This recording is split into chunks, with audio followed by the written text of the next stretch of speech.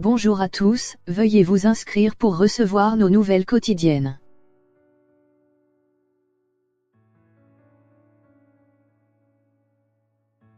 Clémence Calvin et son contrôle antidopage, si vous n'avez pas suivi la polémique. La marathonienne, vice-championne d'Europe en 2018, affirme avoir été violentée par les services de contrôle antidopage au Maroc. L'AFLD dément.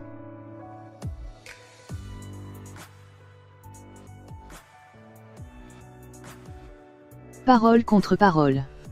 La marathonienne Clémence Calvin et l'Agence française de lutte contre le dopage, AFLD, qui accuse l'athlète de s'être soustraite à un contrôle antidopage au Maroc fin mars, livrent deux versions totalement opposées de l'affaire.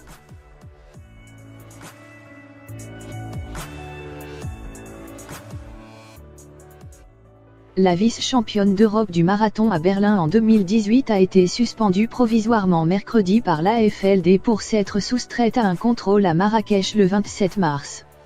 Elle risque 4 ans de suspension, tout comme son mari, Samir Dahmani, qui se voit reprocher d'avoir fait obstruction au contrôleur.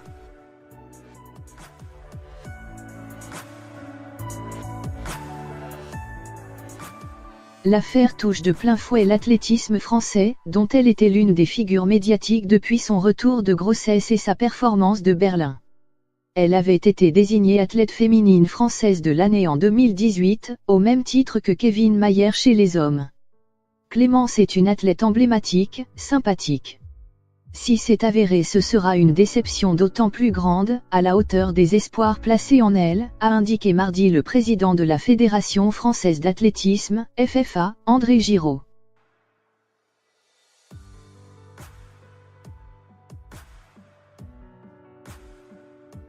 Murée dans le silence depuis la révélation de l'affaire en fin de semaine dernière, elle a raconté mercredi une version des faits, rocambolesque. Le 27 mars, c'était tout sauf un contrôle antidopage. C'était d'une grande violence, une incompréhension totale, a raconté l'athlète de 28 ans lors d'une conférence de presse dans les locaux parisiens de son avocat, maître Arnaud Péricard.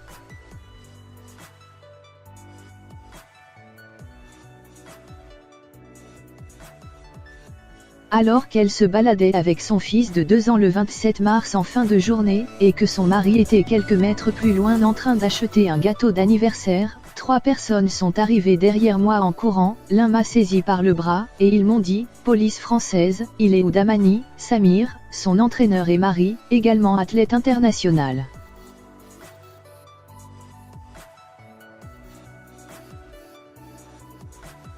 Après avoir retrouvé son compagnon, elle assure qu'une des 3 personnes lui a tapé dans le bras, faisant tomber son fils à terre, ce qui a lancé une dispute, sans contact d'après elle, entre son mari et les contrôleurs, qui ne s'étaient toujours pas présentés comme tels.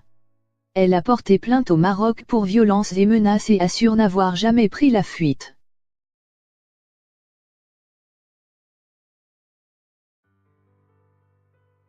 Dans une ambiance étouffante, une petite salle accueillant une trentaine de journalistes, Clémence Calvin, qui n'a jamais été contrôlée positive, a assuré n'avoir pas de doute sur son intégrité, avant d'éclater en sanglots au milieu de la conférence de presse.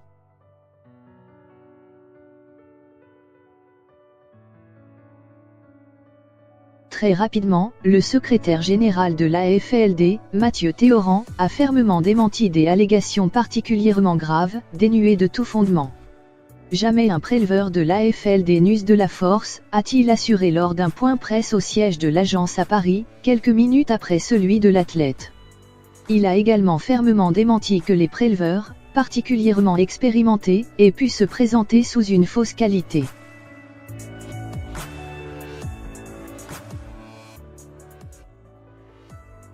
L'agence, qui est autorisée à réaliser des contrôles à l'étranger, entend donner toutes les suites, y compris judiciaires, que ces allégations réclament, a prévenu Mathieu Théoran, qui n'a pas donné de détails sur les faits.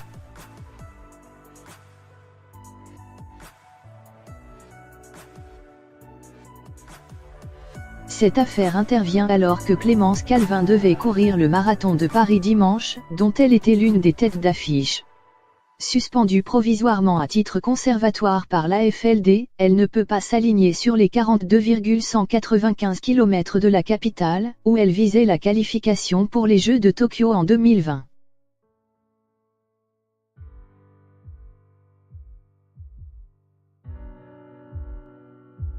Ses avocats ont indiqué qu'il allait intenter une action en référé devant le Conseil d'État pour tenter de lever la suspension d'ici dimanche.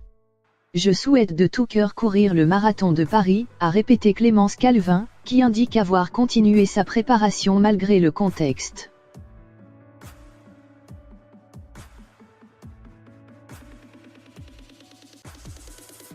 Une absence est déjà confirmée, celle de Patrick Montel, qui ne sera pas aux commentaires.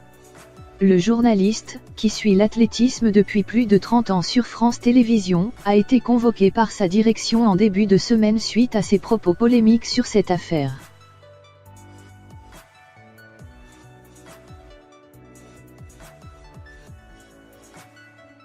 Samedi, dans une vidéo diffusée sur sa page Facebook, Patrick Montel avait lancé « D'où vient le dopage ? Est-ce que c'est l'athlète lui-même qui est responsable du dopage ou est-ce que c'est un système qui conduit l'athlète à se doper ? Tout le monde a intérêt à ce que l'athlète se dope, avait-il poursuivi. Ceux qui ont le plus de moyens, de filouterie, vont réussir à passer entre les gouttes. Et les autres vont se faire choper.